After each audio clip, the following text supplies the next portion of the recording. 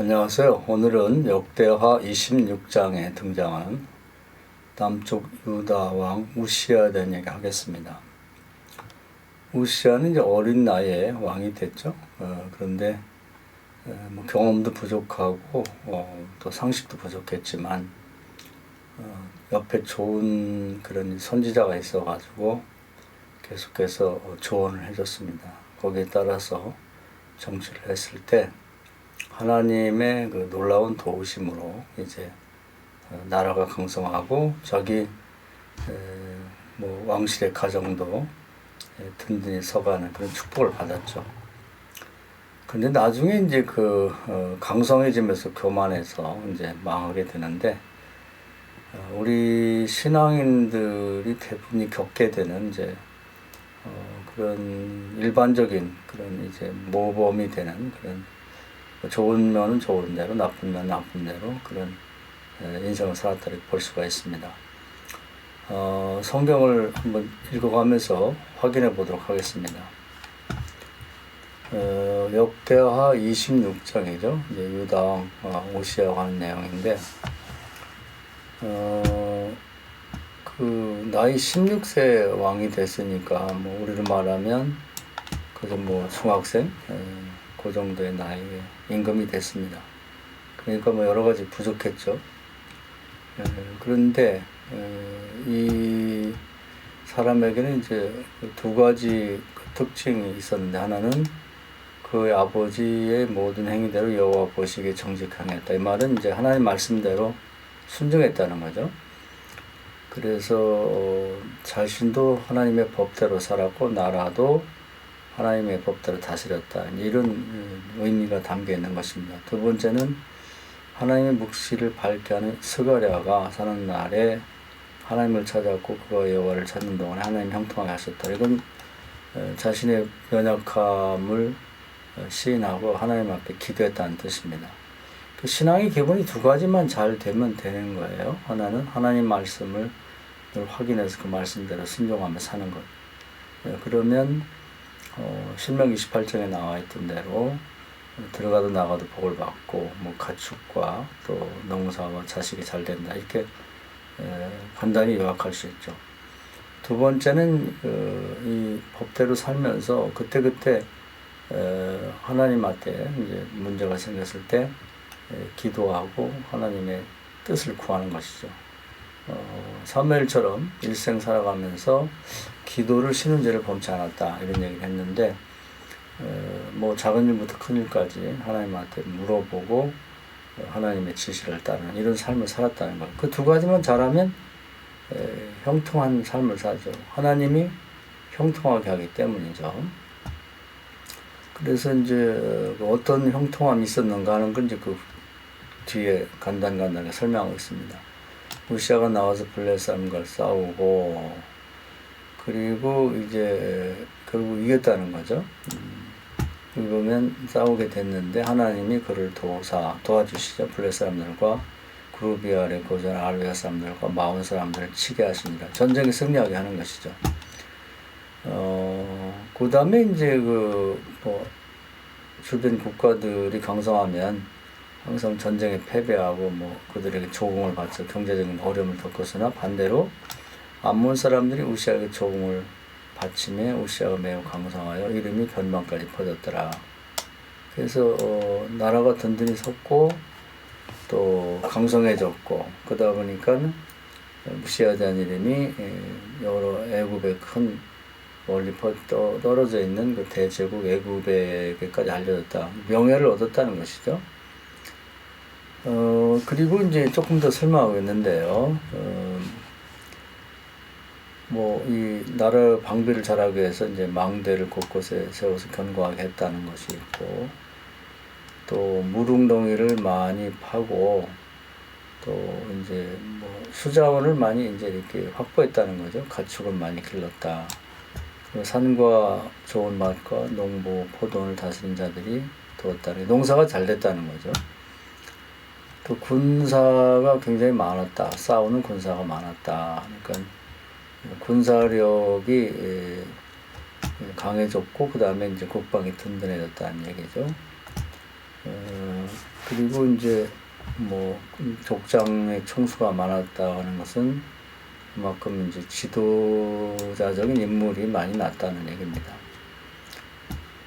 그리고 이제 요즘에 뭐 그 현대에도 이제 그 국가가 든든히 서려면 이제 어떤 국방력이 많아야 되는데 강해야 되는데 이제 방패와 창과 투구와 갑옷, 활, 물맷돌을 준비했다. 그러니까 무기가 많이 발전했고 이제 준비가 됐다고 하는 것이죠.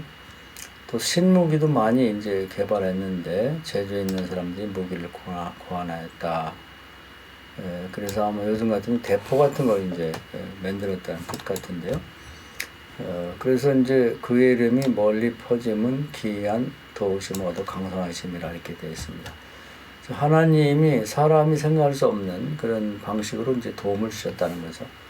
그것은 다 앞에 얘기한 그 우시야의 신앙생활이 모든 행위대로 여호와 보시기 정직했다. 아버지가 한 것 중에서 잘한 것, 하나님 말씀대로 살았다는 것과 하나님을 찾았고 하나님을 찾을 동안에 하나님 형통하셨다는, 기도 열심히 해서 하나님의 뜻을 구했고 그대로 순종했다고 하는 것입니다.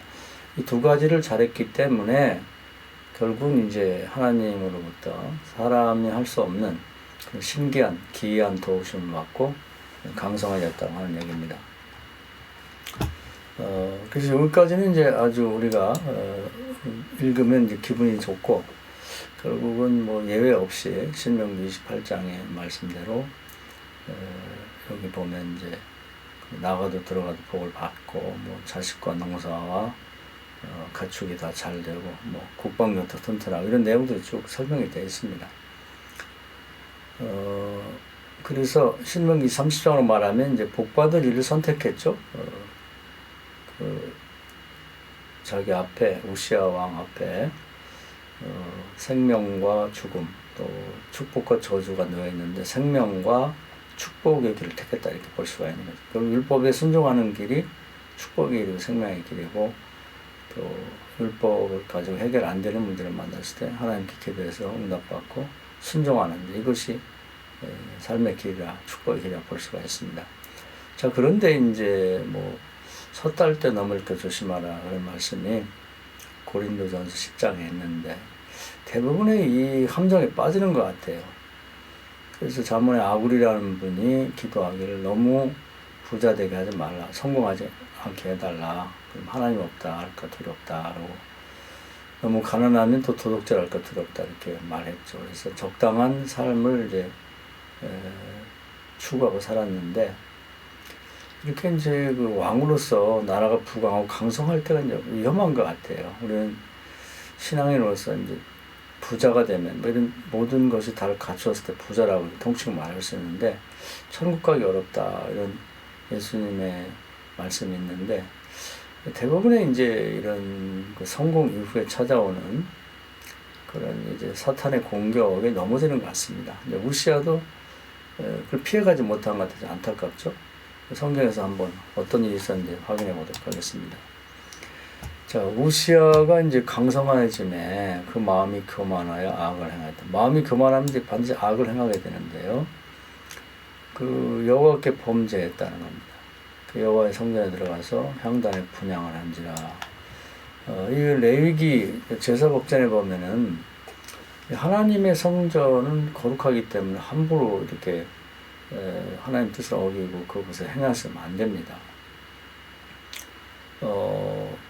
그래서 뭐 다윗도 봤습니다만은 그 하나님 법궤를 옮길 때 아론의 후손 고핫 자손이 어깨에 매야 되는 걸 그 확인하지 않고 그냥 이방 사람 블레셋이 과거에 빼앗아 갔던 법궤를 다시 되돌려 보낼 때 화려한 그런 뭐 소 두 마리가 끄는 그 마차에 실어서 보냈죠. 그때 기억을 되살려서 법궤를 이제 이동하다가 소 수레가 그만 중간에 멈추고 또 뒤에 쫓아오던 옷사라는 청년이 법궤를 땅에 떨어질 거 만졌다 즉사하고 일이 이제 중단됐죠.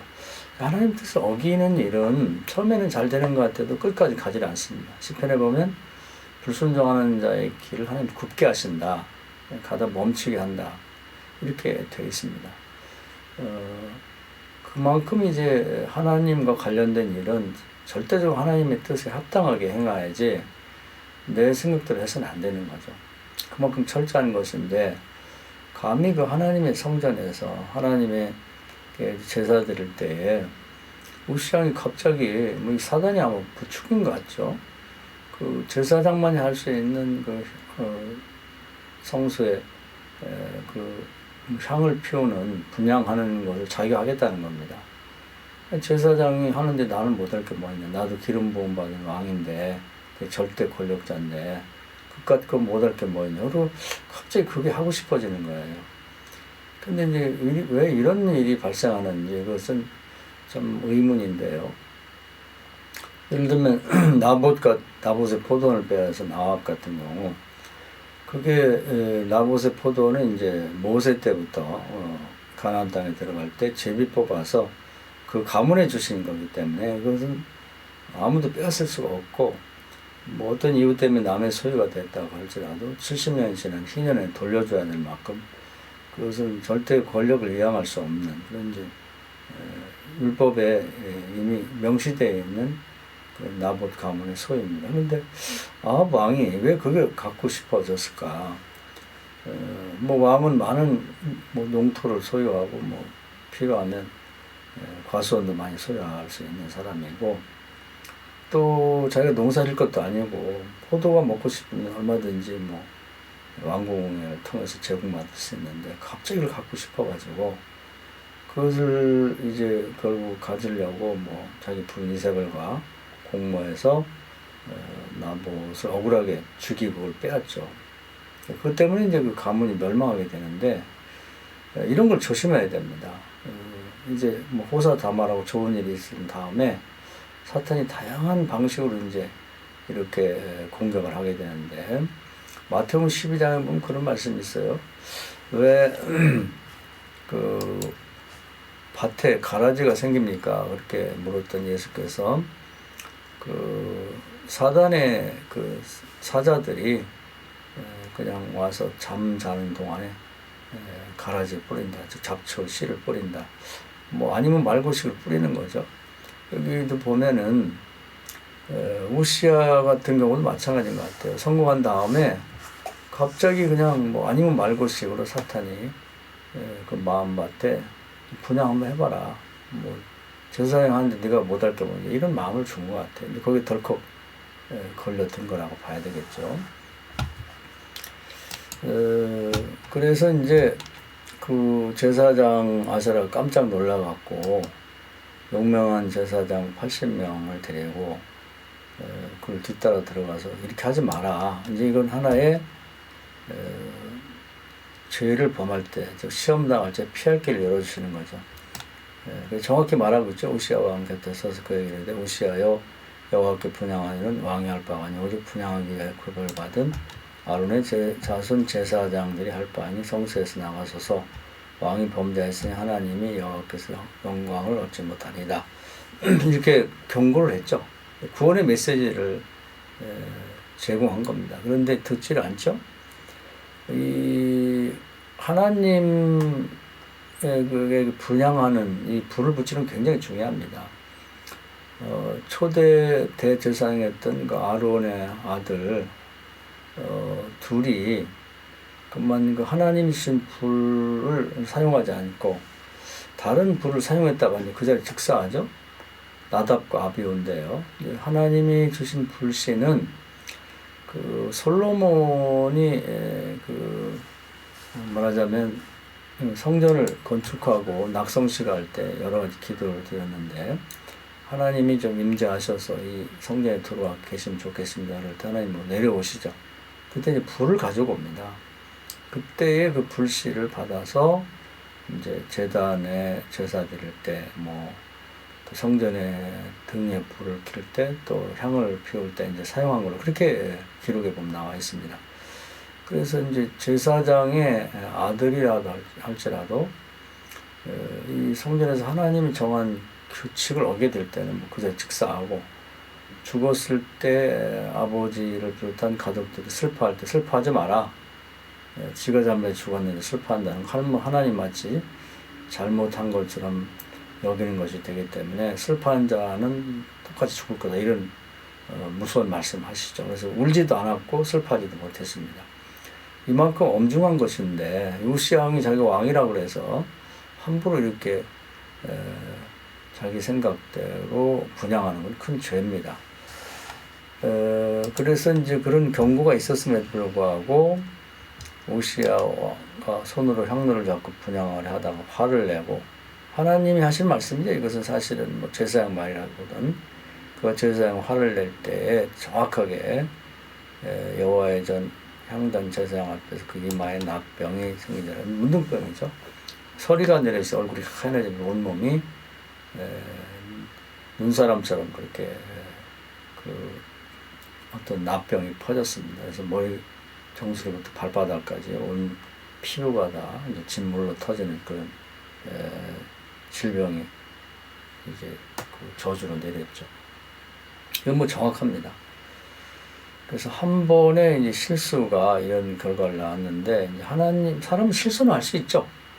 분양해야 되겠다는 마음이 들었을 때 하나님은 이제 사탄이 분양하라고 하는 부추김이 있었고, 또 하나님은 반드시 아모스 3장처럼 뭐 선지자를 통해서 말하심이 없이 얘기하지 않는다 그랬는데, 하나님께서 이제 말씀해 주시는 거죠. 이것은 뭐 우리 인간의 원래 자리에 돌아가면 에덴의 동산에서 똑같죠. 선악과를 먹으라, 먹지 마라, 이런 것처럼 두 가지의 메시지가 있는데, 결국은 하와 아담이 잘못된 선택을 했는데, 그 신명기 30장 얘기가 똑같습니다. 여기도 보면 두 가지의 메시지가 있죠. 사탄이 그 분양해라, 왕이 뭐 분양 못할 게 뭐 있냐, 이런 얘기가 있고, 하나님은 이제 선지자를 통해서, 제사장을 통해서 하면 안 된다, 이런 얘기를 했는데, 안타깝게도 우시아는 이제 사단의 얘기를 따르죠. 그래가지고 결국 이제 저주를 받게 됩니다. 저주를 받으면 왕도 아니고 아무것도 아니죠. 이제 그냥 죄인일 뿐입니다. 천벌을 받은 천형을 받았기 때문에. 그래서 그 대제사장 아세라와 모든 제사장이 왕 이마에 나병이 생겼음을 보고 성전에서 급히 쫓아내고, 또 여호와께서 치심으로 왕도 속히 이제 나갔죠. 내가 저주받았구나. 그래서 이제 성전에 나가게 됩니다. 그리고 우시왕이 이제 그런 나병 환자가 됐기 때문에 죽는 날까지 별궁에 살았다. 원래 같으면 이제 뭐 일반인들은 이제 그 무덤 같은데, 또 자연 동굴이나 이런 데 있다가 그 가족들이 뭐 가져다 준 음식이나 뭐 옷가지를 입고 이제 죽을 날을 기다려 죽는데, 그래도 이제 명색이 왕이니까 별궁을 만들어서 거기서 이제 살다가 죽었죠. 근데 그 좀 아쉬운 것은, 하나님이 그동안 보면은 이제 히스기야처럼 뭐 이런 나병이 걸렸다 할지라도 자기 잘못을 시인하고 회개했더라면 이제 또 치유받고 다시 그 왕에 복귀하지 않았을까, 이렇게 생각되는데, 뭐 거기서도 자기 잘못을 시인하지 않은 것 같아요. 뭐 내가 뭐 잘못했냐 그러면서 오히려 하나님에게 이제 불평과 불만을 갖고 살지 않았나, 이런 안타까움이 있습니다. 그래서 결국 자기가 왕위에 복귀는 못했고, 자기 아들 요담이라는 왕자가 이제 뭐 아버지 뜻을 받들어서 뭐 필요할 때마다 가서 만났겠죠. 그래서 이제 나라를 대신해서 좀 관리하는 그런 불행한 시기를 보내게 되었습니다. 오늘은 오시아에 대한 얘기를 했는데요. 그 하나님 나라에서 이제 그 한 사람 한 사람 대표적으로 시대 이제 왕을 선택하고 있는데, 왕들이 어떠한 삶을 살았는지를 그렇게 메모하고 이제 평가를 기록해 남겼습니다. 어떻게 보면 하나님 나라에도 똑같은 기록이 있지 않겠나. 그래서 그걸 세상에 공개하면서 너희들은 이렇게 심판받고 이런 식으로 관리되고 있다는 걸 보여준다, 이렇게 봐야 될 것 같습니다. 뭐 우시아의 삶이 다양한 여러 가지가 있었겠지만, 하나님 나라의 평가는 그 사소한 것들은 다 뭐 제거해 버리고요.